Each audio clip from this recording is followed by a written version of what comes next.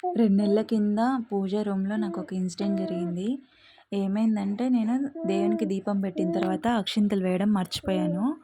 పూజంతా complete అయ్యాక నాకు గుర్తొచ్చింది. నేను మళ్ళీ పూజ రూమ్‌లోకెళ్ళిన. ఎళ్లి దండం పెట్టుకుంటున్నా దేవునికి. దండం పెట్టుకుంటుంటే ఒక్కసారిగా దీపపు కుంది లేచి దీపం పెట్టిన కుంది లేచి చిన్న పిల్లలు గెంతుతారు గదా! అలా గెంతింది. అట్లానే దీపం కింద పడిపోలేదు, ఆరిపోను లేదు. ఎలా ఉన్న దీపం అలా వెలుగుతూనే ఉంది. కానీ నాకు భయమేసింది. నేను పరిగెత్తుకుంటూ ఎళ్లి మా ఆయనతోని జెప్పినా, "నేనిట్లా దేవునికి దండం పెట్టుకుంటుంటే అక్షింతలు వేయడం మర్చిపోయాను. వేద్దామని వెళ్తే ఇట్లా జరిగిందంటే, పిచ్చిది ఏదో వాగుతుందన్నట్లుగా ఒక చూపు చూసారు నన్ను. దీపం అలా ఎగరటం నేను చూడటం మొదటిసారి.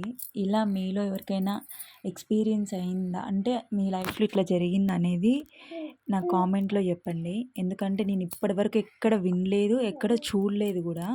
ఫస్ట్ టైమ్ చూడటం. జరిగి 2 మంత్స్ పైనే అయింది. కానీ నేను ఎవరికీ చెప్పలేదు.